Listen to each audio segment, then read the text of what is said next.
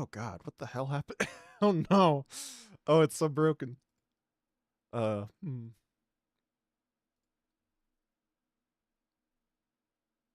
That frames best of 5.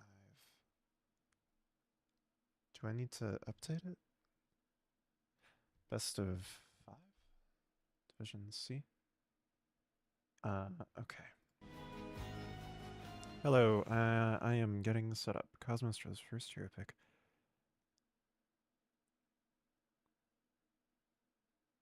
Cuts my keyboard bans Braxis.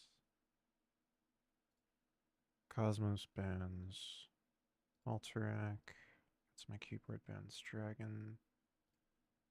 Cosmos bans Garden. Okay. Well, this, do I need to do that? I think I maybe need to do that. And then we have shrines picked by cuts on my keyboard. Okay.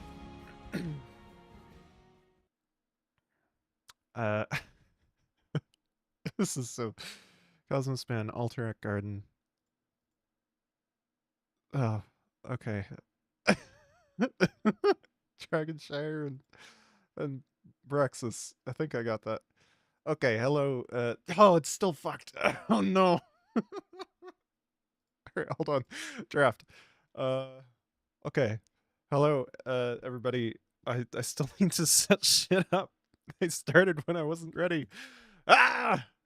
This is a last second cast of the Division D West Finals. Woo! This is NGS Season 20. Fucking... Why would it do that? Division D West Finals. Cats on my keyboard. There's Cosmos. Okay. Casting. Okay, and my audio... I think my audio is fine. I guess... Okay, welcome, Jimmy's Lost. I am... This is so last minute.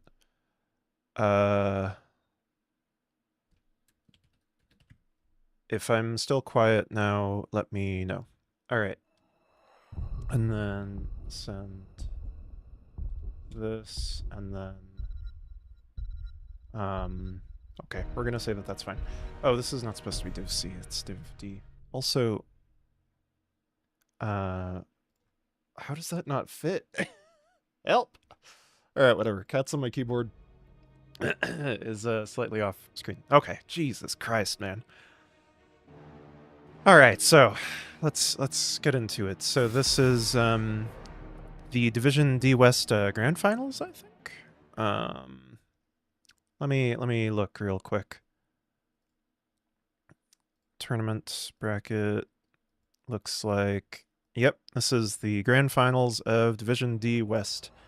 Cats on my keyboard and Cosmos. I can pull up some stats here. Standings. Looks like there's 6 teams in this division. Cats on my keyboard is tied with Cosmos for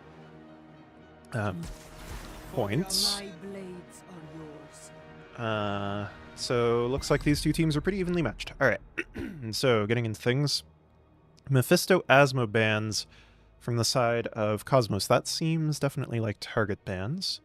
And then Stukov Brightwing from the other side, along with the Anduin first pick, signals kind of a healer choke going on here. Very interesting. I have to get some water soon. Bring in. Oh god, my overload is going to be messed up, isn't it? Oh no. I think my overload is messed up. Okay, well, we'll find out. We'll find out what happens when the game starts. But I think the health bars are going to look really stupid. If I recall. I hope it's fixed. But Aliabs was broken last time. Anyways, getting back into the draft. Muradin first pick, so they definitely wanted to secure their tank. And the Blaze as well in the second rotation. So full front line along with the Tassadar, kind of a defensive pick, I think, Tassadar to an extent, as well as Shrine Control for sure. But they want to probably play these fights slowly, aim for lots of Shrine Control, lots of camps and waves, while they're keeping the Force Wall, or while they're using the Force Wall to keep themselves safe, I'm guessing. And then Sonya also fairly decent for the Shrine. No Hogger or Dahaka is rather notable here. I'm assuming neither of the teams have somebody that plays those heroes, but Blaze is definitely up there in the meta. Vala pick next from the side of Cats on My Keyboard. Also, if I mix up which team is which, I'm sorry, because I'm not familiar with these teams at all, man. I know Bird, and Bird reached out for me, and that's it.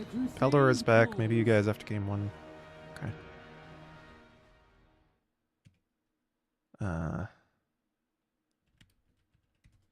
Alright.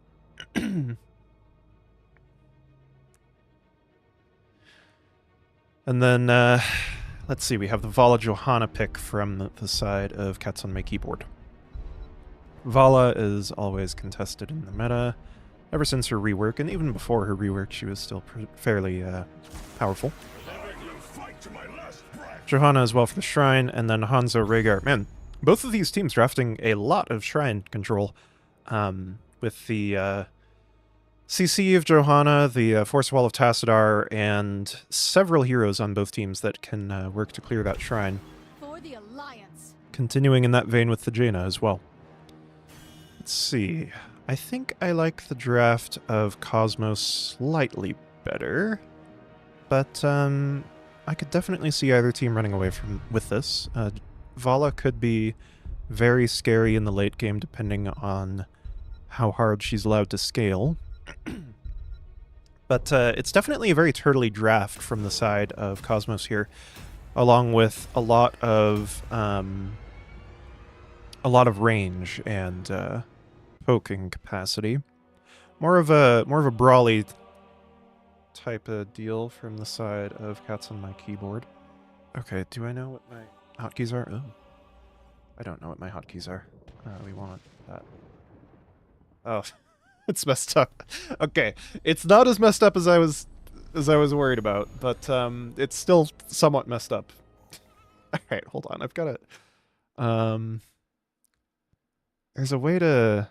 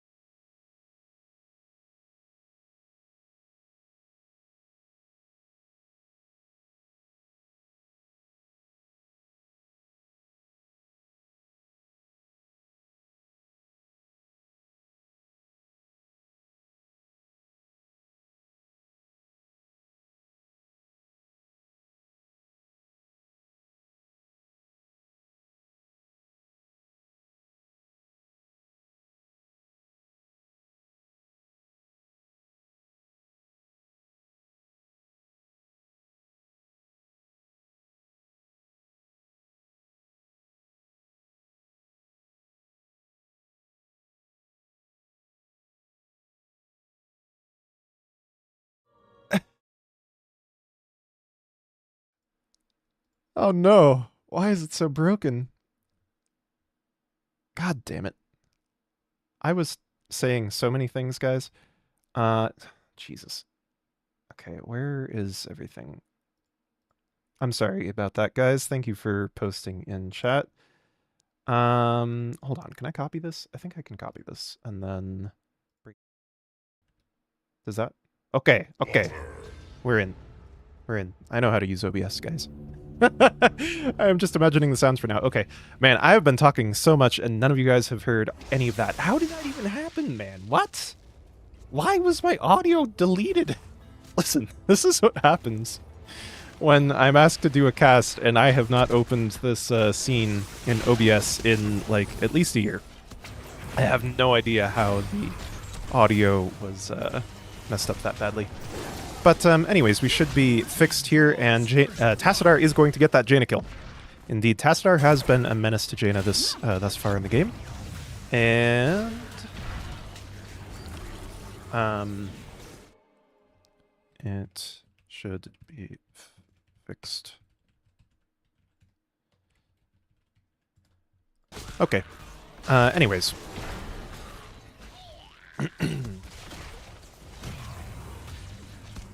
Okay, good. Sound looks like it's coming through properly. Again, guys, let me know if any of the audio balancing is off. I have not tested this at all. This is so last second. I was very unprepared for this. I'm just thankful that the overlay is not broken here. It is broken in terms of the NGS stuff, but last time I casted, there were health bars spanning a significant portion of the screen where they were not supposed to be. Anyways. All of that aside, I'm not going to introduce the players again like I did while I was muted, but I will note that Blue Team has gained quite an advantage for themselves here with their heavy macro comp. A lot of good camp control in the early game. As I was noting while I was muted, they were rotating onto the camp quite quickly. Arguably, they could have been slightly faster, but they have managed to gain a lead nonetheless. And Red Team was just about as fast on the camp, but I believe they were a little bit slower to clear it by virtue of Tassadar's superior camp clear. Which is kind of funny, because I honestly kind of thought that Jaina would outclear Tassadar, but I think that his spells are just a significantly shorter cooldown. Because classically, back in the day, Jaina was considered the camp mage. That was a fantastic scatter by Hanzo, along with the engage by Blaze there. Bird is definitely a menace in this game. He has been contributing a lot of damage towards these kills, and the Force Walls and CC from Blue Team have allowed them to finish up a lot of 2 kills here. Sorry, I'm a little bit scatterbrained still. Anyways, there is a little bit of soak maybe being missed top. They have a bit of time to grab that. But Blaze and Sonya had a bit of an impasse in mid with each other. Blaze is going to get to that soak first, which continues the macro lead for Blue Team here. They're already a full level ahead, I should note. And, oh shit, that's not what I wanted to do. I don't have any of the stats that I actually want here. Yeah, that's not working. Well, that's unfortunate. Because I don't have the right overlay, I cannot show you the detailed XP statistics, I don't believe. Which is real tragic. But it looks like Blaze is leading the charge in the XP department, and those 2 kills that Cosmos got earlier did not hurt in the slightest either. Now, they have killed both of the walls in mid and bot. Top has a little bit of chip damage, but the blue wall has been mostly taken out. Sorry, I should have had the Talon set for more of the game. But it's honestly been a pretty hectic game so far, and normally I would have taken some of the downtime in between fights to examine talents, but between all of the kerfuffling with my OBS and all of the aggression by the blue team and the absolute map dominance, I would say, thus far, I have just not had time to look at it. But we have a bit of downtime now. Tassadar is going to be picking up some of that errant bottom soak while they get to this camp after already taking away the enemy bruiser camp. That is going to be very good for this objective. So we do have a full W build from Hanzo with Dragon Strike here. Dragon Strike quite interesting on this map. It does look like red team wants to invade here though, so I may have to suspend this talent analysis. That's going to be the Falling Sword with the Light Bomb. Okay, Falling Sword, Light Bomb into Ring of Frost. Let's go! Now it looks like 3 members of blue team are going to be able to get away with their lives. Obviously, when you commit 4 ultimate abilities to such an endeavor, you do hope to kill the entirety of blue team. And this was, frankly, a little bit early. I think blue team may be able to get onto the shrine, but they may not actually want to try. And it arguably does make more sense to give up that shrine and pursue macro advantage elsewhere on the map. Not quite clear what they're going to be doing yet. Tassadar does look like he's heading top, so they may be still angling for the shrine here. Tassadar and Hanzo actually on top of each other. That was actually a beautiful blaze stun, but the DPS were just slightly too far to take advantage of it. Now, red team did not pursue their advantage as viciously as they could have, and so they're only going to be 20 skulls ahead on the shrine, and that does give Cosmos the chance to catch up on the shrine. I see Teal asking in chat if they banned Bird's Mephisto. Yes, they indeed did. Actually, Bird's team banned his Mephisto, right? I think? Anyways, sorry, Sony is leaping in and they're doing the whole thing again. I can't spend too long thinking about the draft because they are once again executing that combo. And you know, I did think that it was a little bit early for them to be doing it before the shrine even spawned down here, but I did not even realize these cooldowns are all quite low. I believe Ring of Frost used to be 80 or 90 seconds, but they lowered it to 70 at some point. And that does mean that they only have about a minute between all of these engagements on their team. Now, they need to be using Bunker very proactively here, but even then, if they get a multi-man leap to engage there like they did, it's not necessarily going to be enough, the Bunker, because there's not a lot that your Rhaegar, Tassadar, or Hanzo can do when they get chain CC'd through all of that. Now, the double Ancestral on 20 might change a lot of this.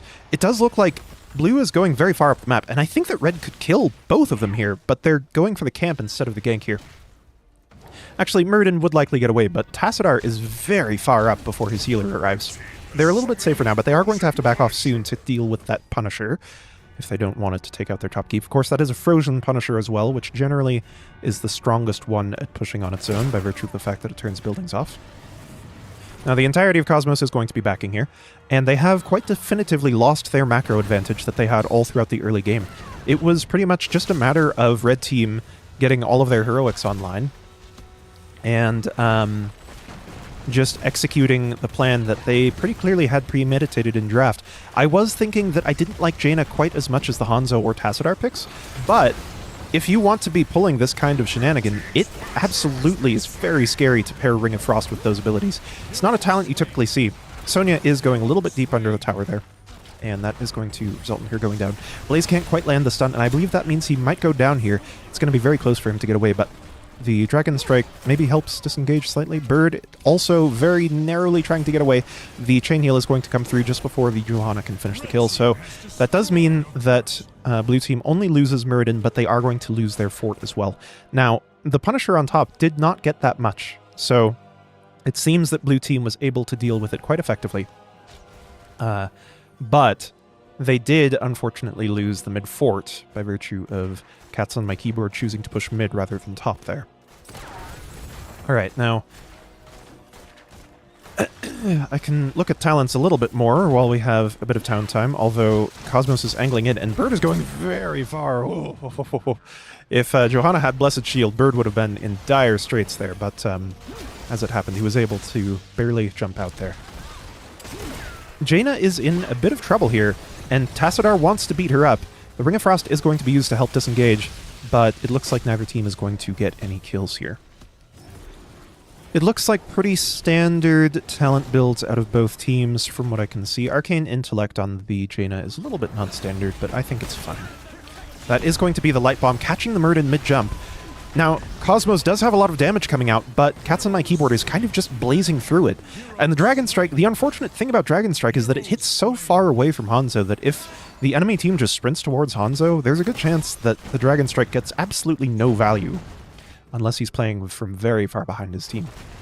And once again, Cats on my keyboard wins, I believe, the 3rd consecutive team fight after such a dominant early game by Cosmos. It seems that they were not quite ready for all of the for all of the aggression that the ultimate abilities of Cats on My Keyboard bring to the table. At any rate, those ultimate abilities are coming up quite soon, and Cats on My Keyboard wants to pursue their advantage very aggressively. They're going to be rotating all the way through Cosmos' side of the map here, and they know that they can take this Bruiser camp. They know that there are several defensive cooldowns still down on the side of Cosmos, and a couple of their members were also dead there. I believe Rhaegar was dead at the start of that. So they're going to be able to take that Bruiser camp, no issue. They do want to push mid, however that may be a little bit ill-advised. Also, I'm noticing Stormfront on Jaina. That is most decidedly non-standard. I'm trying to think about Jaina's talents. Icy Veins is normally the one you would see.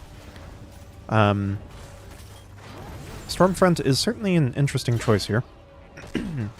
I guess you want it to follow up on long-range leaps, and also to clear the shrine a bit more effectively, but honestly, they have been clearing the shrine effectively enough that I don't believe they need that. At any rate, this is going to be a pretty slow start to the fight from both teams, neither of them committing too much thus far, and it looks like Cosmos has somewhat learned their lesson. They're not clumping quite as much anymore. Now, Tassadar is going to get dove on, but this is only a one-man combo from the side of Cats on My Keyboard, and I think they overcooked a little bit here. Tassadar is going to eventually go down, but they are definitely losing this HP battle. Sonya is going to go down as well, and Jaina is running with her tail between her legs as Anduin was the first one to go down in that fight. The longer that you fight without your healer into an enemy team that does have their healer, the worse it's going to turn out for you, as we see in the case of Jaina there. Bird wants that kill, but he's not going to quite be able to get it as Johanna uses the fort to help her escape. Now, that was a pretty good approach to that team fight by Cosmos, I will say, because really the major threat of this comp by Cats on My Keyboard, it can be quite scary, but only when they're able to hit multiple defense squishies, with their offensive ults. And we saw that happen multiple times where Rhaegar and often Tassadar or Hanzo, I believe, would be getting caught by either the leap or the light bomb falling sword. But when it's just the Tassadar getting caught, that leaves the rest of the team free reign to go and kill the enemy team while Tassadar is being dove on. And Tassadar, I believe himself, actually did quite a lot of damage before he died. And that ultimately meant that Anduin went down very quickly, and they were able to get this shrine. Now, if Cosmos can approach the rest of the fights in this game in a similar manner, they should have a pretty good outlook on their ability to win this game. Muradin is going to be very far forwards to anchor for the team. He does need to be a bit careful, but that Dwarf Toss comes out in time. I believe that he should be fine through this with Avatar, but it may be a little bit close. That was a beautiful Dragon Strike, actually. Jaina absolutely got destroyed by that Dragon Strike. Now, there are low HP people on both sides of this fight, which means that both teams need to be a little bit careful, and they're both kind of disengaging while throwing damaging spells at the enemy team. But that does look like a win for Cosmos, maybe. Cosmos decides that they don't quite want to pursue this engagement any farther. So even though they were slightly higher in HP bars, they are going to give up that camp. Of course, the Khazra camps, I think they're called. The Khazra camps on this map are not terribly powerful. They do offer a little bit of a chunk of XP, which is going to help cement this advantage for Team Cats on My Keyboard. But I believe that there isn't going to be a shrine soon enough for Cats on My Keyboard to pursue a shrine fight 20v19, which would be the ideal world. They are going to be trying to get 20 as soon as possible. The waves are very pushed up, though, and it is going to be a little bit hard for them to do that, but they are close enough on the verge of level 20 that they should be able to get it pretty soon. Now, they are playing backwards here as they are waiting for their 20 talents very intelligently, as one should, and that is going to mean, somewhat paradoxically, that Cosmos, despite being behind in XP, is going to be able to grab their mercenary camp, but that is not going to be a big deal at all for the side of Cats on My Keyboard. It's a little bit unfortunate that they lose their fort here, but also not the end of the world. They just want to get those 20 talents and then try to pursue a fight with their ults up and off cooldown. Now, considering what 20 talents are available here, I'm going to lean towards the side of Cosmos having the stronger ones. Of course, the Falling Sword upgrade is classically quite strong. Muradin, again, anchoring very far forward, but he still has Avatar, he still has Ancestral behind him, he should be fine.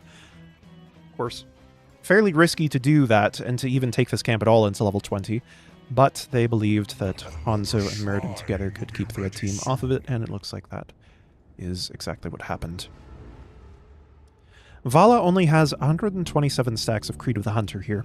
0 deaths, so she still has full gambit, but she is perhaps not quite as scaled as she would like to be, and that means that Farflight Quiver is not going to do quite as much here as it might otherwise be able. And I'll say it again, I do believe that the 20 talents of Cosmos are pretty insane across the board. I think that the Force Wall upgrade, Force Barrier, should be extremely powerful at these fights. They are clumping up very scarily in that choke point there. And I believe that if Cats on My Keyboard had been playing just a little bit closer to their Johanna, they could have gotten a 3-man leap there. Unfortunately, that ring is going to do absolutely nothing into the Blaze preemptive bunker. Very intelligent bunker there, but Blaze looks like he might still be able to go down. Johanna is going to leap in. She did not take the Falling Sword upgrade, though. And that does look like... Honestly, either team could win this at this point, but with the Vala killing the Hanzo there, it looks like Cats on My Keyboard is going to be able to take this fight. Now, if Vala can kill the Rhaegar did not choose to run away, so Vala is going to kill the Rhaegar. They might be able to end the game here. It is going to be very dicey for the side of Cosmos to hold against this Punisher here with all of their heroes down for 40 seconds. Cats on My Keyboard is already positioning to push that bottom keep gate, as I believe they should be. Arguably, they could have gotten onto it a little bit faster, but that still is going to mean, I believe, that they're on the core with about 20 seconds to spawn on Rhaegar. And that is going to be very, very scary for the side of Cosmos. Tassadar walking up rather far here. He's not super afraid while their ults are down, but their ults will not be down for long, and he needs to be very careful about getting into leap range.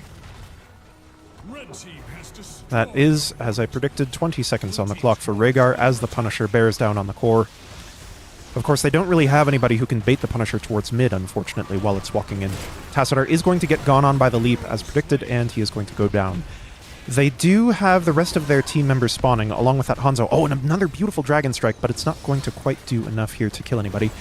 Now, Muradin is getting very, very well comboed by the Punisher into the CC of Red Team. I think there might have been an Anduin root on him there. And that is unfortunately going to mean that Cosmos is taken out of game number 1. That was a very fast-paced game, through and through, start to end. Alright, well, that was certainly exciting. What is my... this? Hey! I know my hotkeys. And also my audio is working in the scene. You'll love to see it. I don't know. I still am very confused about how my audio broke in the other scene. Now, I believe I might want to find out if Peldor is around.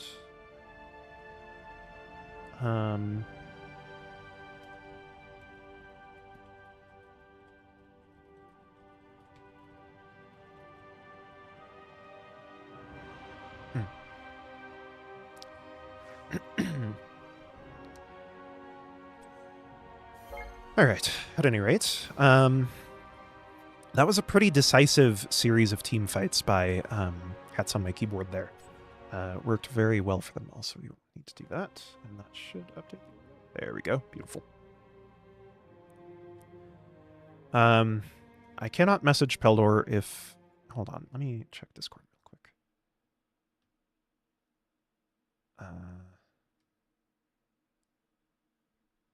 Sorry about this. Give me just 1 second. I want to make sure that I'm not screwing the original caster out of his desperately wanted cast.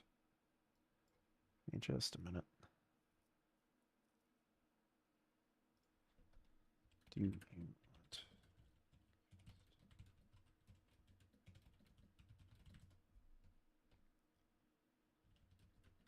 Okay, anyways.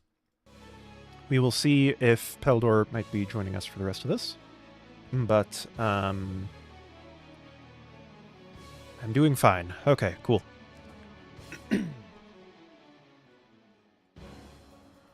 Yeah, so that was a pretty decisive showing by Cats on My Keyboard throughout the latter half of that game.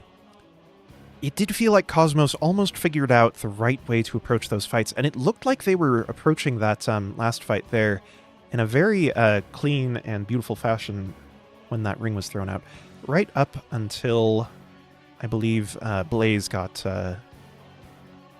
bursted down to death. That was, unfortunately, the decisive turning point of that fight.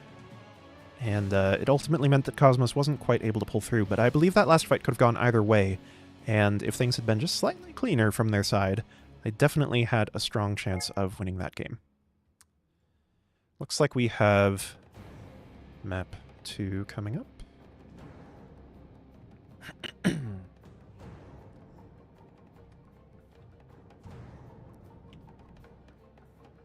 I'm playing on Team 2.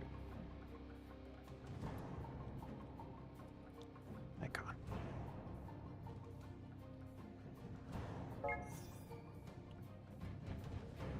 Okay. Let's see. Looks like that's Team 2 picked the map.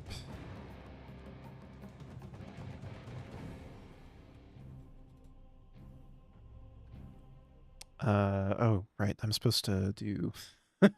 Whoops. I forgot. Wait. I know my hotkey. There it is. But it's not a best of 3. It's a best of 5. But it's not working. Why is it not working? Help! I don't know what's wrong here. I can move this. Okay, that's right. But I can't, for some reason, I can't move that. Why can I not move that? What is this? That's map 1. That's unlocked. I see, okay. Can I just unlock everything? No. Okay. Hold on, I can figure this out.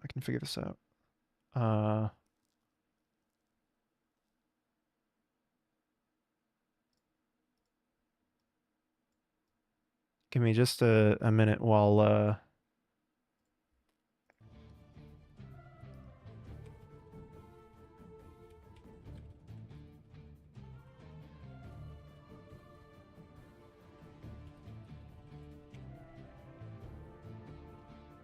I seriously have no idea why my casting setup is this screwed up. I'm just trying to get everything into place. Where's the winner, man? Okay, map 1 win. It's there. Bring it down. It's the wrong size. Whatever, it's fine. Also, we can get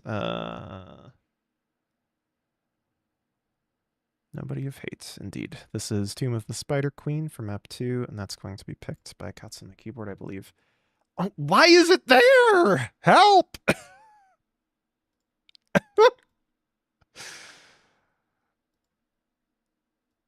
Oh, it's so messed up, man. Why is it so messed up? It's the wrong size and everything. I guess the other one was the wrong size, too. Okay, and then we have red band bar there. Sorry, I will get back to reading the chat to see all the things that I'm messing up soon. Okay. Okay, you know what? I'm calling that good. We are ready to get into game number 2 here. Only some 40-odd minutes behind schedule, but doing just fine. Okay, draft. Oh, that's right. I wanted to... Oh, but I don't think... Unfortunately, I don't think that I can fix my overlay right now. I don't think that I have the time. Because I think the only 2 that I have installed are the default and Aliobs. And I think if I swap back to Aliobs, it's just broken in this version of the game. At any rate, let's see if we have similar bans coming out of both teams this time. It was noted in chat, of course, that Bird has been Mephisto Fiend recently. I don't know how much he's played it in this season of NGS, but I did give him tutelage in the ways of the Lord of Hatred, and if his own team bans it, I'm gonna be real sad. Of course, he did have quite a clean Hanzo that last game, and it is understandable if they want to keep Bird on Hanzo. Anduin ban coming out of the side of Cosmos. That does make a lot of sense, honestly, given how abused the Light Bomb was being last game, as well as Stukov from the side of Cats on My Keyboard. Stukov, I believe, was the ban last game along with Brightwing. I don't remember the third ban immediately. It'll come to me, I think, at some point, maybe. Although I wasn't paying as much attention at that point in the draft, because I think I was more worried about fixing my messed up OBS. Anyways, Anduin and Mephisto. Aw, so sad. Absolutely tragic. I don't know who plays Mephisto on the side of Cats on My Keyboard. Maybe nobody does, and maybe they just... Maybe Bird's team wants not to see it so badly that they're banning it from Bird. Let's hope that's not the case. Let's hope that there's not such strident internal strife on display here. But no, more than likely Mephisto main on the enemy team, I would have to assume. Johanna being prioritized this time by Cosmos. And last game, I believe it was the tank first pick as well. Muradin last game. Asmodan and Sonya. Now, they want to stick with their Sonya. They already are not quite going into the full Wombo combo draft that they had last game. Asmodan is not terrible in a Wombo draft. He obviously has decent follow-up with his dunks, but he is not himself going to be contributing any CC to a CC chain. However, they do want to stick with the Sonya. And these are all strong wave clear picks from both teams. Every pick thus far is a decent wave clear pick. Asmodan arguably a little bit weak on the wave clear front until level 7. But we'll see what he can pull out. And anyways, this game. Interesting to see Dahaka prioritized over the Blaze on this map. Arguably, Shrines is Dahaka's stronger map of the two, between Shrines and Tomb. But apparently the side of Cosmos decided that the big fireman, big firebat, was not the move this game. Maybe they have decided that now there's not a full Wombo comp on the enemy team, they can do without the bunker.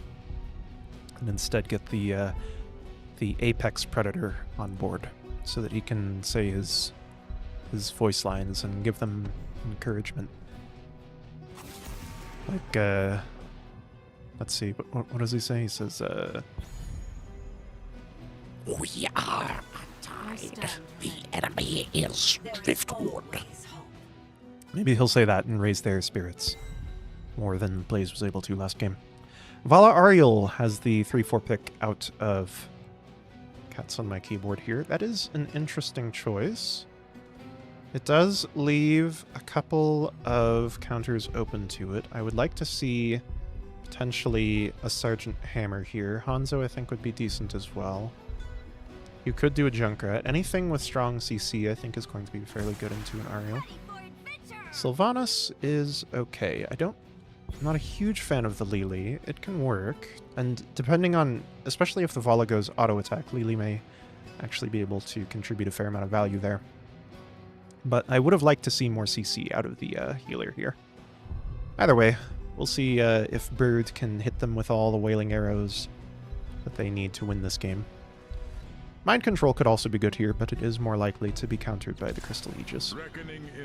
And a Tyrael last pick from the side of Cats on My Keyboard. Very interesting draft from them here.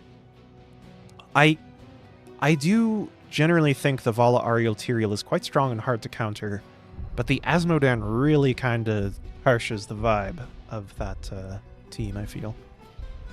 So we'll see if the Asmodan is able to pull his weight here. I could be wrong. I've been wrong before. I will be wrong again. But they do like their macro on the side of Cosmos. Notably less macro from Cats on My Keyboard this time. Although arguably some of those picks were there more to contribute to the Wombo. Whoops. From the macro. I did not mean to do that. Alright, well. Getting into game number 2 here and doing all the introductions that I missed last game. We have on the side of Cosmos, Odd Thought playing Lili, along with Bird holding it down on the Sylvanas. Silver Jackal on the Tassadar, Runtime Logic this time on Johanna. and Nay on Dahaka. Meanwhile, on the side of Cats on my keyboard, we have Koala playing Sonya once again, Apple on Ariel. I believe Ghost is on Vala as well for the second time, IT Cowboy on Asmodan, and PJ Red on Tyrael as they ride boldly through the gate here. Boldly they go. I forgot that I can drag the map around with middle click. Anyways. Getting into the first little skirmish here. Again, both teams are more focused on wave clear than they are on fighting each other, to their credit, I believe. Asmodan is not going to be getting that many stacks off of the wave there. He only got one globe minion with his dunk, which is a little bit sad. You definitely want to have your team helping you out in the early game to get those stacks. Otherwise, you will have a hard time throughout the mid to early late game keeping up with the contributions of the rest of your team. We have some interesting splits here. Vala going directly onto the siege camp, while Cosmos is kind of screwing around top lane with more people than they arguably need to. Sonya is going to get heavily damaged by the Dahaka here, but that is going to be an early game macro advantage going to the side of Cats on my keyboard by a small margin. I don't believe that they've missed any soak yet, and that camp is going to give them perhaps a quarter of a level lead. Someone release Harrison Jones. I honestly don't remember how to do that. I'm sorry, Feldor. I failed you as a caster, but I do not remember how that works on this map. I know some of the map interactions, but not most of them, honestly. Which I should know all of them, considering that I have a nigh-on encyclopedic memory of all the mechanics in this game. But I don't have an encyclopedic memory of the visuals, unfortunately. I hope you guys like my fancy camera turns. That's something that I learned how to do just the other day. I figured it could get some fun value in this context. Anyways, the Bruiser camp is going to be getting picked up quicker by the side of Cats on the keyboard, and they're definitely leading the macro game this map. There's going to be a few XP globes already being missed by Cosmos up here, which is unfortunate as they take the time to kill Bruiser camp. Again, Sonya is getting away with murder, I feel like, in the bot lane. I'm not quite sure how she's losing that much HP, but all you need is 1 HP. The rest of it is a resource, as they say. Now, that is a beautiful lick on Ariel. Will they be able to finish that kill? I don't know if they can without the Sylvanas there. Unfortunately, not quite. That was a fantastic lick, but there's no hard CC from either their tank or their healer. Oh, shit. That's right. I do have to turn off the overlay. I'm sorry about that, guys. Nobody told me. Alright, anyways. I forgot that the overlay is messed up here. But, on the other hand, Cosmos is going to be able to get a bit of a siege advantage in the early game. Actually getting more with their Bruiser camp than Cats on my keyboard got with theirs, surprisingly. It does look like the Tassadar Sylvanas are actually doing quite a bit of damage. The Tassadar in both games has actually gotten a lot of value in the early game. If they can just keep that Tassadar alive through the late game, he definitely has the potential to chip the enemy team down faster than they can handle. And that is what Ariel fears the most, in my experience. Show us how to do the camera turn? I can show you after the game, but it's a little involved. It would be easier to get you the link to the page where I found out about it. I'll share the link in chat after this game. Anyways, that is going to be the first Webweaver wave going to the side of the team. An observer can't release Harrison Jones.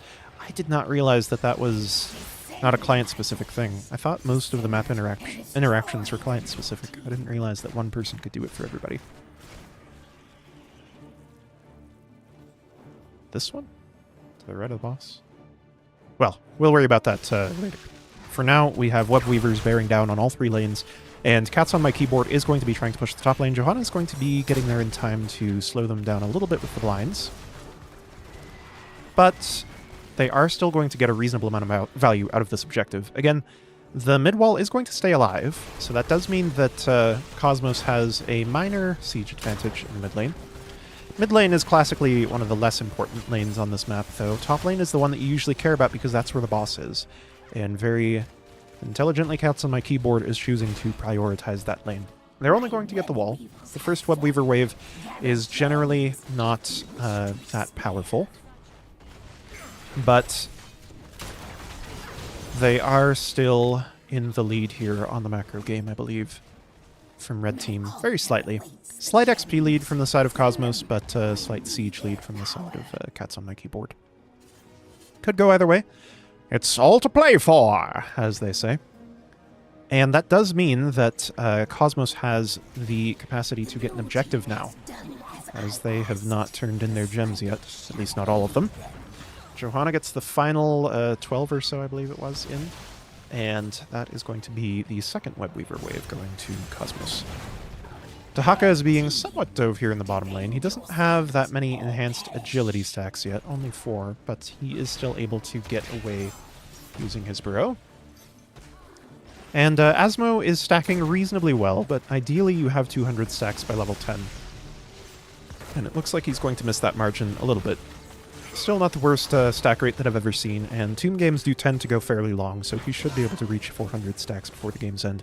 Now this blue Webweaver is unfortunately very pushed back in the bottom lane, so it's not going to be able to do much, very likely, but Sylvanas does have her black arrows for the top lane, which, strangely, they're considering changing next patch to haunting arrows. I don't quite get the reason for that. It's a very strange change, but for this patch it's black arrows, no haunting arrows. And the black arrows are going to enable Cosmos to get that fort. Of course, fort's much less scary in this patch to be sitting under with your whole team, given the fact that as long as the objective is alive, they will never shoot you. And Cosmos wants to keep their macro advantage up. With that first fort going down, they want to see if they can get a little bit of chip damage on the second fort. They do need to be a little bit careful here. Sylvanas is going to get dove repeatedly by the enemy team. Lily does have her cleanse picked, but she is not using it, so I assume it's on cooldown. That was a very nice Wailing Arrow, but it is a Wailing Arrow while the entire enemy team is right next to their fort, and that is unfortunately not going to be able to get that much done. It does mean that it forces a disengage. I think that Cats on My Keyboard was already disengaging by the time that Wailing Arrow went out, though. So either way, it does mean that both teams get away with their lives intact. Now, Cosmos wants to go for another Webweaver wave. They need Dahaka and one more person to turn in, I believe. Dahaka and Runtime Logic should be enough together. I believe they'll have one gem to spare if I did my math right. There it is. And that's going to be the second Webweaver wave for Cosmos, the third one this game. 2 back-to-back Webweaver waves for Cosmos definitely puts them in a pretty advantageous position, and especially with this timing of their Bruiser camp. The enemy Bruiser camp is cleared right as the Webweavers are about to come down, and that's not necessarily the shape you want to be in. Now, it is going to mean that the Webweaver spawns a little bit far back, but it's not too far of a walk on the mid lane to that mid fort. And with the blue team Bruiser camp coming up right behind it, Cosmos should be able to get a lot done here. Now, Bird does want to go for the Asmo kill here in the top lane, and I do believe that they're going to get it as Cats on My Keyboard is giving Asmodean up for dead. Tassadar, on the flip side, is going to go down in a 3v4 scenario, though, which is rather unfortunate for the side of Cosmos, because even though they do like getting that Asmo kill, it does mean that he's not able to stack for the time being, he's not able to gather XP. It does mean that they're not able to make as much use out of that middle Webweaver as they might otherwise have been able to. On the flip side, though, the bottom Webweaver is still looking fairly healthy, and it is pushing into this wall very quickly. I believe that Sylvanas should have black arrows up soon, if not now, and we will see if they want to commit hard to this fort. They do know that Asmodean is top lane. That is going to be the leap on Sylvanas, a bit of a late cleanse from Lily, and that's going to mean that Sylvanas goes down, unfortunately. The Lily only cleansed after the leap stun was already over, and that was slightly too late for Sylvanas to make it out of there, unfortunately. Strictly speaking, Cosmos is still in the lead on the map. However, they are slightly behind in XP now with those 2 kills. Asmo is likely going to make that situation worse for them, as he is fully able to stack self-sufficiently now. He has 284 stacks at this point. He's able to clear the waves on his own and do a big double soak maneuver to his heart's content, as well as getting in whatever gems he picks up while the rest of Cosmos is occupied down here in the bottom lane. Cosmos still slightly ahead on the map, but that could change at a moment's notice as Lili gets judgmented by the Tyrael, or judged, as some people want to say. There is a Wailing Arrow to peel for the Lili, but both teams get away with no deaths. Cats on my keyboard does want to go for the turn-in. Tassadar is going to try to stall that a little bit, and there aren't a lot of cooldowns to punish him. Leap can be used to punish Tassadar for doing this, but he has the rest of his team here to back him up. And that is going to mean that they're not quite able to turn in the bottom altar. They are able to get, I believe that was 20 in on the top altar, though, as the rest of Cosmos rotates up to try to control this. And Cosmos wants to try to go for a kill here. If Dahaka can get a good tongue, and this was a very good tongue, however, that was an extremely early Blessed Shield. Blessed Shield was completely stacked on top of the drag, and that means that the Blessed Shield gets essentially 0 value, unfortunately, for Cosmos in that fight, as the drag was still going through to its completion while the Blessed Shield was going out. So that's going to mean the majority of ults are down for the side of Cosmos, and they're not quite going to be able to control both altars well enough to stop Cats on my keyboard from turning in. I did not mean to do that. My bad. The Haka going rather far up into all of these ults that are off cooldown, but he is not going to get punished for it. And of course, Dahaka is a fairly hard hero to kill, so it's debatable whether they should try to punish him.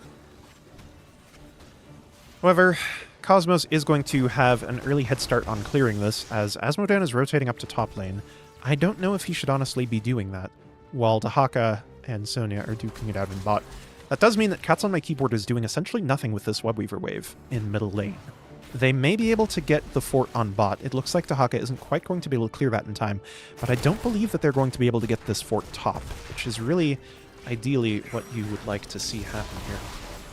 Unfortunately, the top wave was pushed very far back into their base, and while the middle Webweaver was dying, the top Webweaver was only just pushing up. Asmodan is actually going to finish his stacks in 12 minutes, and that is quite quick, because he was actually below 200 when he hit level 10. A couple of ults going out here, and they might be able to get some kills. Oh, that's a nice black hole, but the Aegis is there to stop it. Will it be enough to save Ariel? Ariel is trying to run away. She's very, very low. The Psionic Storm almost kills her, and then the Shock Ray finishes the job. I'm mixing up all of my ability names here. And that was a very, very nice counter-engage from the side of Cosmos. I believe that Cats on my keyboard overstayed a little bit. I think that they tried to go for a leap on one of the squishies, and that meant that while Cosmos was still on their side of the map, still with enough defensive cooldowns and offensive cooldowns to help them out, they were able to push Cats on my keyboard back, leading directly into a boss play, and they could potentially go for a boss turn here.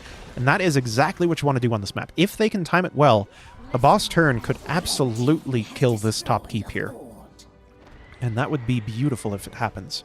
They do need, I believe, 44 gems going in, which is going to be just about the entire team. The boss is going to be going a little bit far up before the Webweavers come down. They are, however, pushing up to join it, though.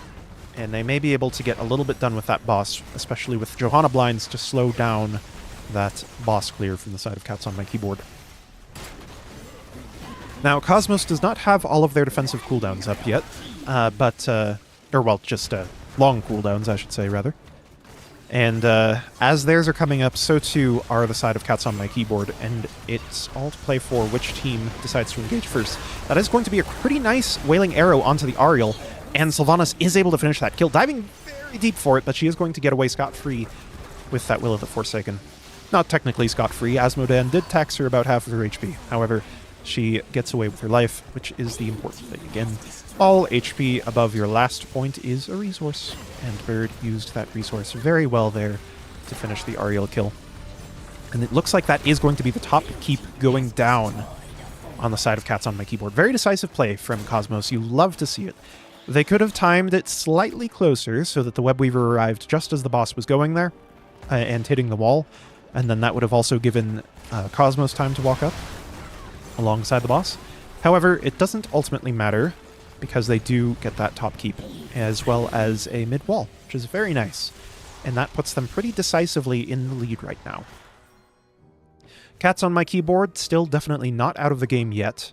but Cosmos wants to make them pay hard for any overextensions they may make, and Cosmos is doing an extremely effective job of doing that.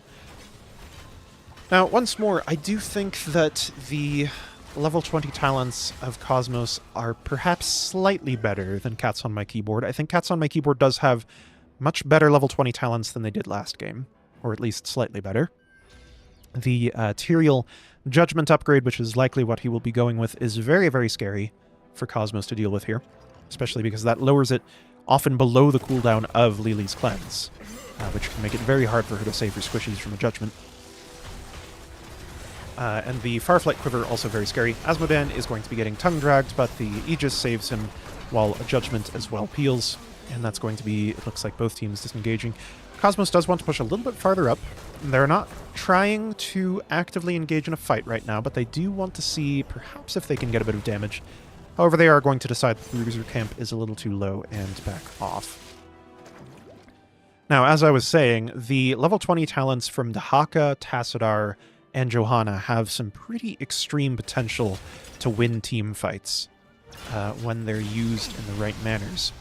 And I believe that that is going to be very scary for Cats on My Keyboard as we get into the late game here, almost hitting level 20. Cats on My Keyboard could be trying to pursue a fight slightly more aggressively right now, and I would love to see that with Dahaka in the bottom lane, 18v19, because again, last game, they wanted to, or sorry, Cosmos wanted to find a team fight while the enemy team hadn't quite hit level 20. And now that the situation is inverted, with Cosmos leading in XP this time, I would love to see Cats on My Keyboard try to push for a fight just before 20. It is a little bit late now, though. Cosmos is just about to hit level 20 in 1 or 2 more minion waves. Tassadar and Dahaka are just positioned to do that right now, and I believe that is going to get them level 20. Vala has far fewer stacks this game than last game. Tyrael is doing a pretty healthy amount on globes. That was not really a grammatically accurate sentence in the slightest. Forgive me. Tyrael is doing something. But this is going to be a very aggressive dive by Cosmos. Asmodan is in mid, and Vala is kind of trapped here to an extent. That's a very nice Wailing Arrow to start the fight, but unfortunately the isolation misses, and that means that Vala is going to get away with her life. Now, Tyrael is a little bit deep in here, but I believe that with that sword he is going to be able to get out. He did not opt for the Herodic Reforging this game, which the more that I've been playing Tyrael in this most recent patch, where he's been quite overstated, the past 2 patches I think, in point of fact, I have come to really appreciate Herodic Reforging as a talent where I didn't before. Of course, that being the talent that lowers the cooldown of your sword by 2 seconds every auto attack you do. And that's an auto attack against anything, a structure, a minion, a hero, not just heroes. But he decided this game that he wanted to go for that slow, and that is definitely a reasonable pick with the Asmodan and the Vala of his team. At any rate, I don't know why I fixated so much on Tyrael's talents there. Cosmos does want to pursue this boss in the short amount of time that they still have 20 advantage, but they don't quite have enough time to do that, unfortunately. However, they do have the capacity to engage here. Johanna did not go for Radiating Faith, which I think would be very, very strong for her here. But she is still able to use that Blessed Shield to start the fight pretty well for her team. And the Ariel is kind of screwed over a little bit, but she is barely going to be able to get away from that Dahaka. She's still very, very low. And if blue team goes just a little bit farther, they might be able to get her. Bird wants to go in for it, but he's going back out as he almost dies in the process. Johanna very low as well. One Asmodan dunk with the Empowered Ultimate here could end many lives on the blue team, and it's very, very scary right now for their HP bars. They are perhaps going to be able to get out with 4 people. Can I speak? I'm too excited to even speak. But Lily is going to go down, and that may be the end of Dahaka as well, with the Fireflight Quiver from Vala following up that kill. The Tyrael is going in very deep to get it, and that is going to be 3 people going down for the side of Cosmos. It's good that they didn't die with all 5, and it is also quite nice that it's the 2 of the stronger wave clear heroes that end up surviving here, because it does mean that they're going to be able to do a little bit with their downtime, but that is likely going to be the death of their top keep. I doubt that they can do anything about that. There are a lot of gems in the pockets of Cats on My Keyboard right now, and they definitely are well positioned to get a turn in at this stage in the game. They're pretty dominant on the map. They're not quite going to be able to kill the top keep, though, which is unfortunate. I believe that if Sonya hadn't backed, or frankly, they could have just committed harder to that. I would have loved to see them at least wait until the Tassadar was respawned, arguably until the Lilies respawned. But they do want to take that time to actually go and take out the boss, which is arguably a pretty good play as well. It is not a bad play to focus on the boss in this scenario either, now that they've gotten the keep half down. Now, if they rotate straight to a turn-in and Cosmos is not able to deal with that, Tassadar on the bottom side of the map, he's kind of a little bit lost here, but if they're able to get that turn-in, which looks like is going to be completely uncontested, we are going to see a complete inversion of what happened earlier in the game, leading to the destruction of this top keep.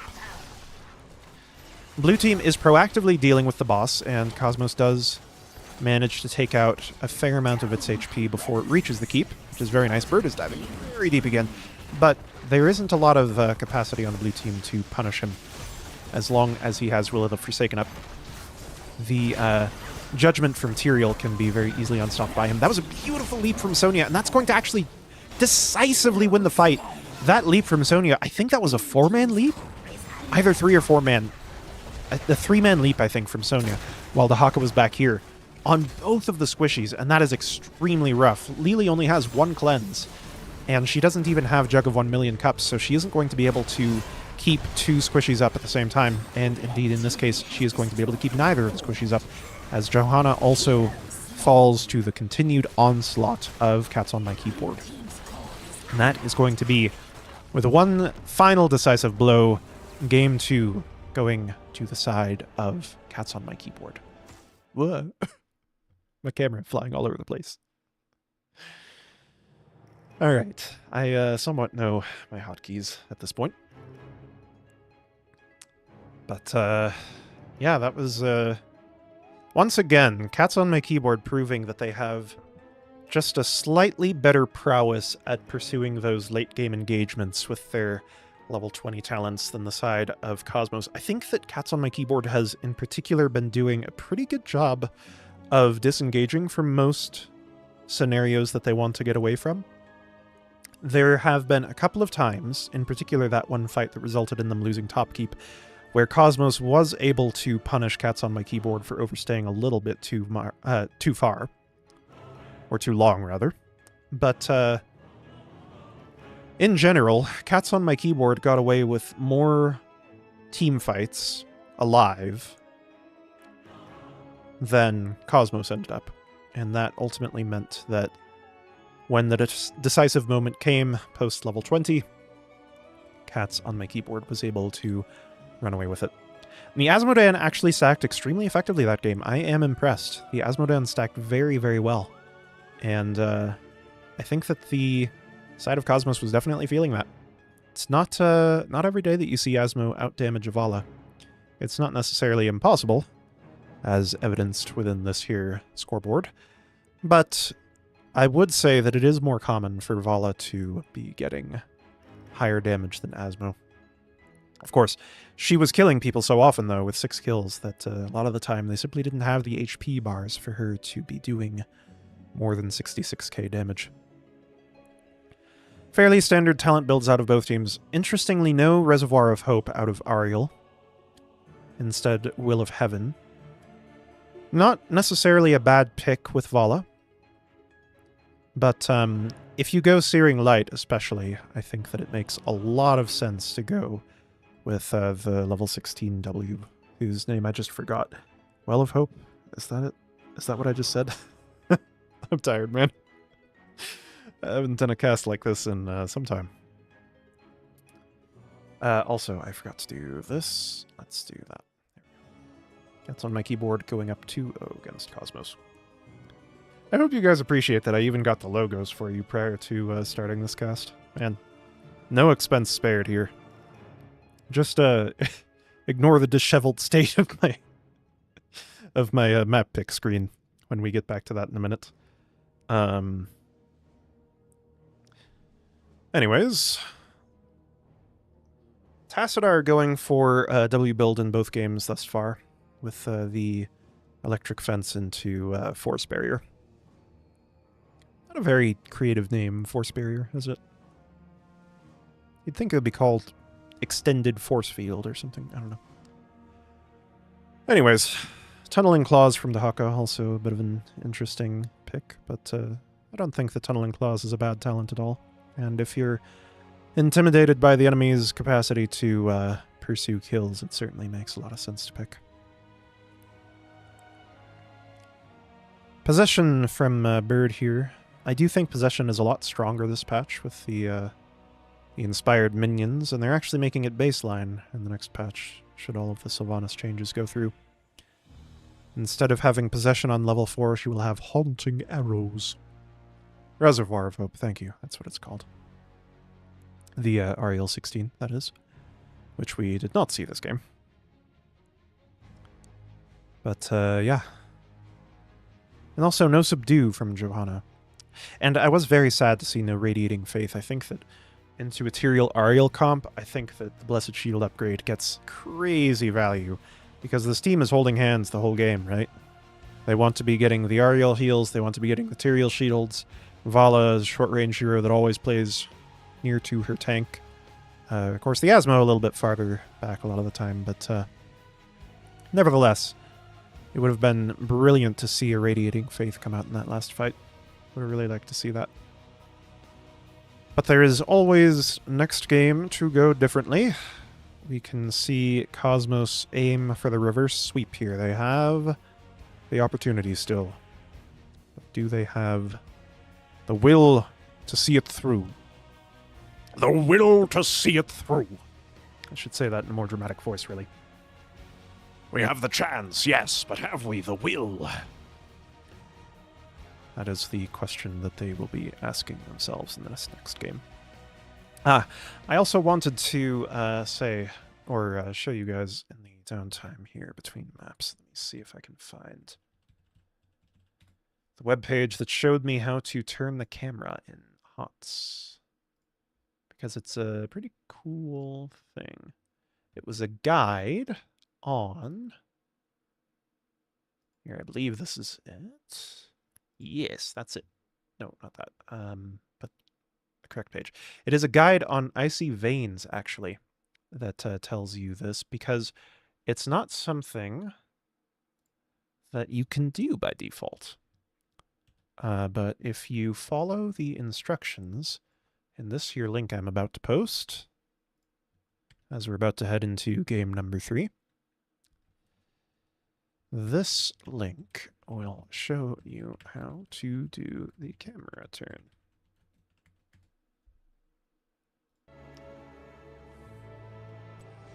Looks like it is going to be Cursed Hollow for the next game here. That was my... that one. I figured it out in the end. Is that going to... oh god, where is it? Map 2 when... oh, there it is. Up there. I think I can maybe... oh, but it's not going to... yeah, that's kind of awkward. Yeah, no, that doesn't really work. Okay. But Cursed Hollow is going to be our third map here. Picked by, it looks like, Cosmos this time. Man,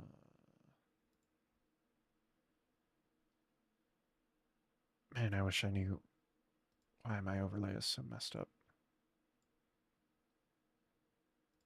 We're fixing it map by map. We can rebuild him. We have the technology. But not very well, frankly. Can you just, like, align with that? Why can you not? Surely you should be able to. I wish I could zoom in on this. Help! Okay, I'm not going to bother with that. We'll figure out how to fix that later. Although I can maybe,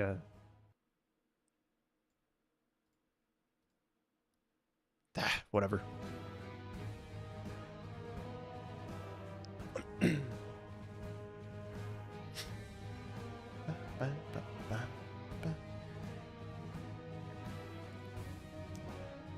Bit of bragging going into the game 3 lobby here. But Cursed Hollow, classically another macro-oriented map. We've seen 3 back-to-back macro maps, I would say. And should be interesting to see if we see any globals here. This is the largest map that we've had picked thus far. And we shall see if they might want to be picking any globals to contend with that map size. There is the Brightwing ban, of course, coming out every game thus far. And so that is a hero that we likely will not be seeing here. But the Dahaka could come out again. I would like to see more Dahaka. He had some very good licks that game. And a couple of pretty good isolations as well. Not quite the contagion procs that you are hoping for to win the video game, but he came pretty close to having some pretty good contagions as well. And especially several of those drags were on point. It looked like he was beating the hell out of Sonya in bottom, which is definitely something that you love to see. And the Haka, I think, would be quite good here. Falstad also up for grabs on this map. Would also be intriguing to see an Abathur pick. Abathur, kind of the forgotten global. Or Deathwing pick, the even more forgotten global, arguably. But we shall see what happens going into this draft. Again, I don't really know either of these two teams' hero pools, unfortunately, because I did not have any time to do any preparation for this cast. So I know that Bird plays Sylvanas is definitely one of his comfort picks. He obviously plays Hanzo. I know that I taught him how to play Mephisto. And he plays Cassia.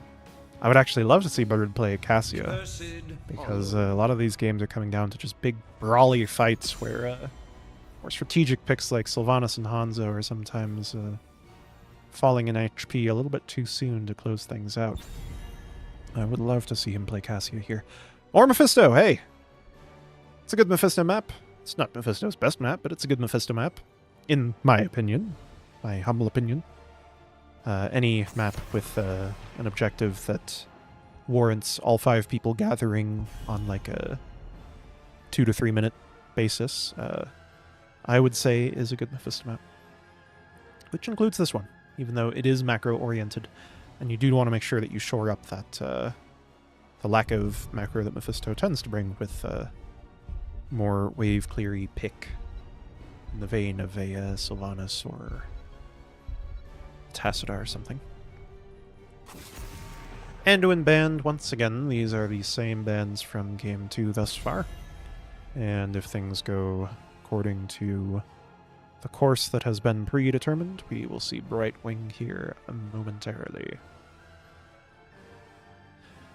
Of course, we're not speed drafting in custom game lobbies. We actually get time to think, as opposed to the go, go, go turbo mentality of Stormlake drafts these days. Which, still not sure if I like it or not. It does make things kind of funny sometimes. And I don't know that the player base even now has gotten used to the accelerated draft speed in Stormlake. But it is indeed the Brightwing ban that we all have come to know and love, and it will likely be, yes, the Mephisto ban. Let Bird play the hero I taught him. Let him do it. I'm here for Bird, okay? Listen, I'm here to advocate for him. His team is clearly abusing him. I think that Bird is, his voice is going unheard. Because I know all of the team dynamics, as I just mentioned. Oh, fuck me. I forgot to do that. God damn it. This entire time.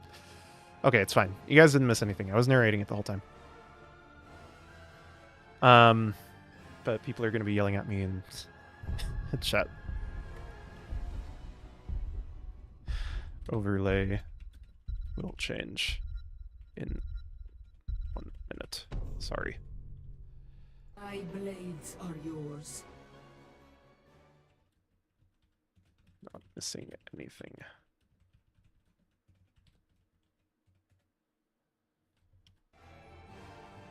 Anyways, as I was saying, I know Cosmos through and through, and I think that they're just not giving Bird a fair shake here. It's very sad. Needs me. All of that said in jest. Please don't take anything I just said for the past 1 or 2 minutes seriously. So the Dahaka pick first out from the side of Cats on My Keyboard is definitely a change-up from the draft style that they've had in the past 2 games. And the Sonya going over to the side of Cosmos is interesting. Sonya seems to be a fairly contested pick in these games.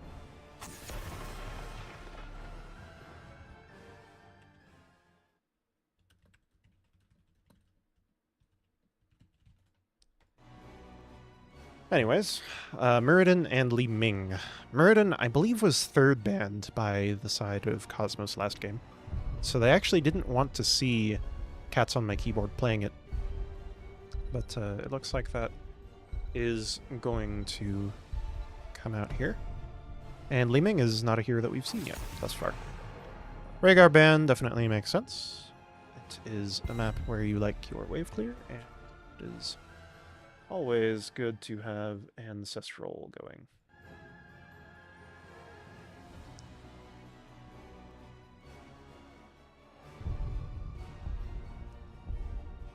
And again, I'm sorry about forgetting to change the overlays and all of that. It's not something that I'm used to doing.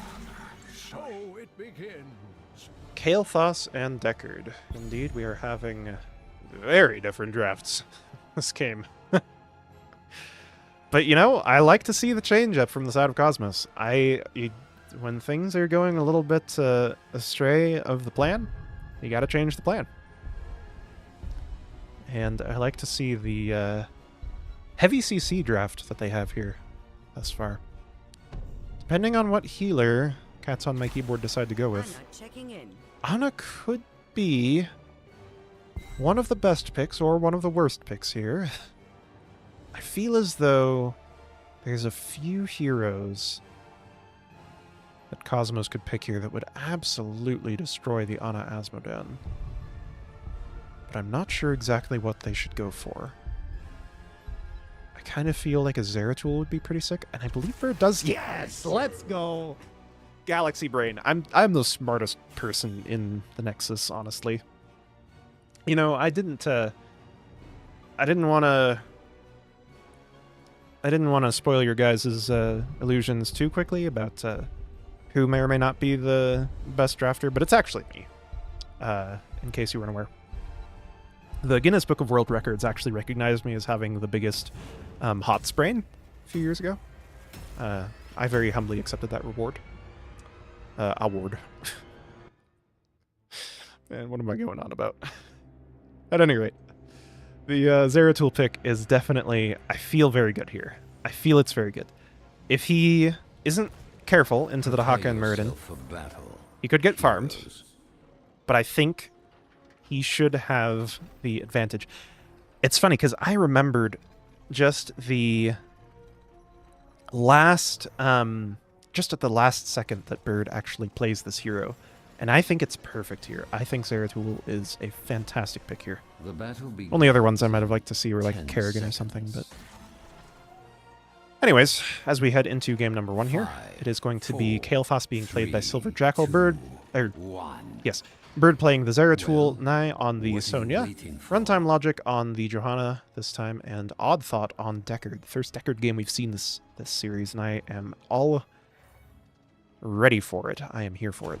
On the other side, PJ Red playing Muradin, throwing a Stormbolt at the bush, bravely dodged by Johanna as she rides around in circles and condemns the mid-wave. IT Cowboy on the Asmo, I believe he was doing that last game too. Koala on the Dahaka, and Li Ming being played by Ghost, already shelling that bottom wall. Classic Li Ming shenanigans. Zeratul is going to go down and deal with her. I think I missed introducing Apple also on Ana, who is also going down to help Li Ming out. But Li Ming is going to get away with their lives. Deckard! On the camp!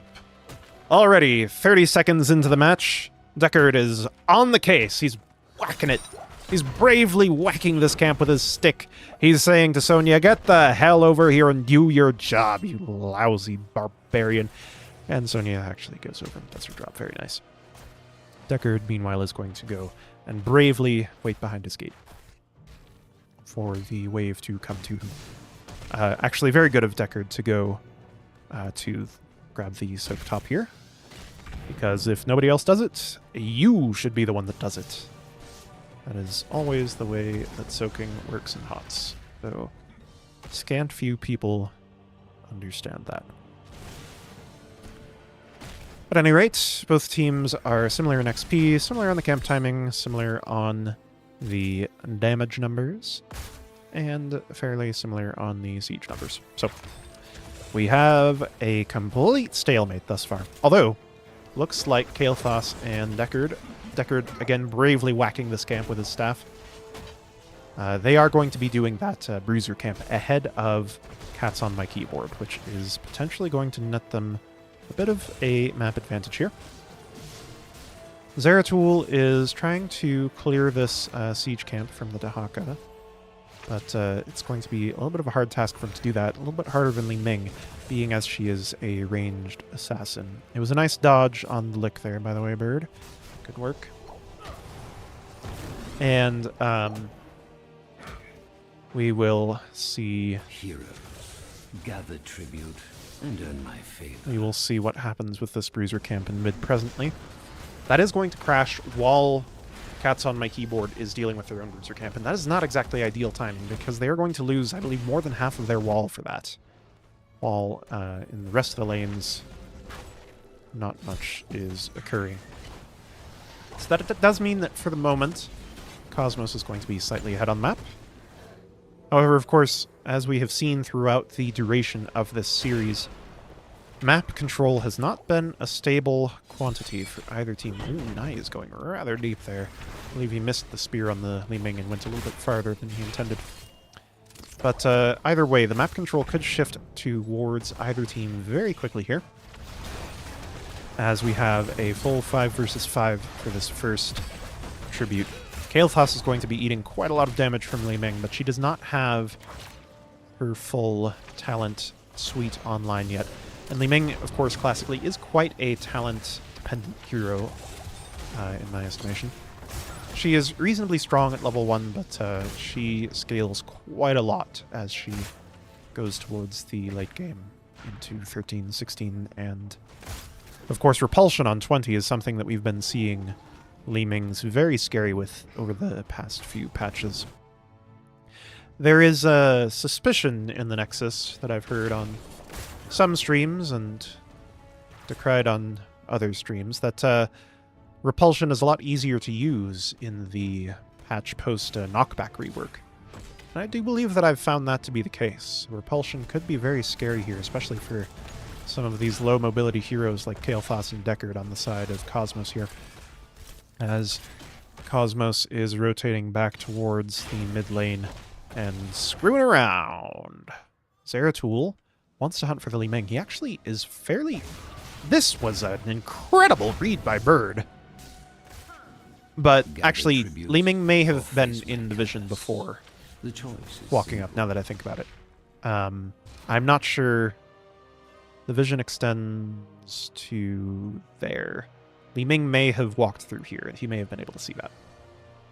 I'm not quite sure. But he nearly got her there. That was very close. And, of course, even as Li Ming scales into the late game, Zeratul arguably scales harder and is going to be a significantly higher threat to her the longer that this game goes on. Now, it looks like Cats on My Keyboard does not even want to try for this tribute here. They are going to stall at once with Asmodan. Dahaka does want to burrow, so maybe they are going in on it, but Dahaka is all by his lonesome right now, while the rest of the enemy team is stuck behind a Johanna.